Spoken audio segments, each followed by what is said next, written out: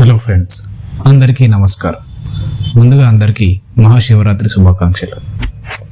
మహాశివరాత్రి పండుగ హిందువులకు చాలా ముఖ్యమైన పండుగ. అయితే ఈ మహాశివరాత్రి ప్రాముఖ్యత ఏమిటి, ఏ సమయంలో శివుడిని పూజించాలి, ఉపవాసం ఎందుకు ఆచరించాలి అనే విషయాలు తెలుసుకుందాం. హిందువుల ముఖ్య పండుగ అయిన మహాశివరాత్రిని ప్రతి సంవత్సరం జరుపుకుంటారు. ఈ పండుగని శివుని మహారాత్రి అని కూడా అంటారు. మహాశివరాత్రి శివుని ఆశీస్సులు పొందడానికి ఒక పవిత్రమైన వేడుక. శివుని శక్తులు అత్యంత చురుగ్గా ఉండే రాత్రి ఇది. ఈ రోజున భక్తులు శివుడిని స్వచ్ఛమైన మనసుతో పూజిస్తారు. ఇప్పుడు మహాశివరాత్రి పండుగ ఎందుకు జరుపుకుంటారో తెలుసుకుందాం. మహాశివరాత్రి పండుగకు సంబంధించిన అనేక ఇతిహాసాలు, పురాణాలు, కథలు ఉన్నాయి. మహాశివరాత్రి పండుగ శివుడు మరియు పార్వతీదేవి వివాహం జరిగిన పవిత్ర రాత్రిని సూచిస్తుంది. చాలా సంవత్సరాలు ధ్యానం, తపస్సు చేసిన తర్వాత మహాశివరాత్రి రోజున శివుడు పార్వతిని తన దైవిక భార్యగా స్వీకరించాడు. మరొక కథనం ప్రకారం శివుడు తాండవ నృత్యం చేసిన రాత్రి ఇది. ఈ రాత్రి శివుడు తాండవ నృత్యాన్ని ప్రదర్శించాలని నమ్ముతారు.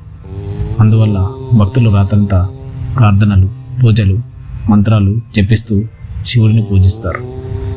మహాశివరాత్రికి సంబంధించిన మరొక కథ ప్రకారం ఈ రోజున దేవతలు మరియు రాక్షసులు జరిపిన క్షీరసాగర మదనం నుండి వచ్చిన ఆలాహల విషాన్ని శివుడు సేవించాడు.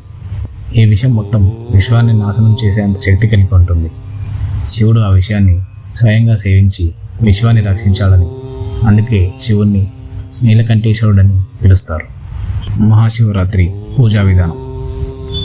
ఈ రోజున భక్తులు ఉదయాన్నే నిద్రలేచి స్నానం చేసి తమను తాము శుభ్రపరుచుకొని శుభ్రమైన బట్టలు ధరించాలి. ఇంట్లో దేవుని గదిలో శివుని విగ్రహం, శివుని లింగం లేదా ఫోటోని ప్రతిష్ఠించాలి.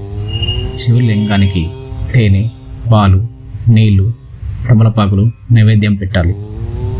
మీ ఇంట్లో శివుని పూజించలేకపోతే సమీపంలోని శివాలయాలను సందర్శించి పూజించాలి.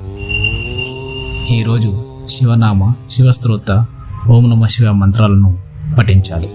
మహాశివరాత్రి నాడు ఉపవాసం ఎలా ఆచరించాలి? నీరు లేకుండా ఉపవాసం ఉండడం వల్ల, లేదా పండ్లు తినడం, లేదా రోజంతా సాత్విక ఆహారం తీసుకోవడం ద్వారా ఉపవాసం చేయవచ్చు. అయితే నిర్జల ఉపవాసానికి ఎక్కువ ప్రాముఖ్యత ఉంది. శివాలయాలను సందర్శించి రుద్రాభిషేకం చేయాలి. శివ మంత్రాలను పఠించండి. ఓం నమః శివాయ జపించండి. రాత్రి జాగరణ చేసి 4 సార్లు శివ పూజ చేయండి. మరుసటి రోజు ఉదయం ప్రార్థన చేసిన తర్వాత ఉపవాసం ముగించడం ద్వారా మీ ఉపవాసం ముగుస్తుంది. నేను మీకు ఇచ్చిన సమాచారంలో ఏదైనా తప్పు ఉంటే క్షమిస్తూ, ఈ వీడియో నచ్చినట్టయితే లైక్, షేర్ మరియు సబ్స్క్రైబ్ చేసి కమెంట్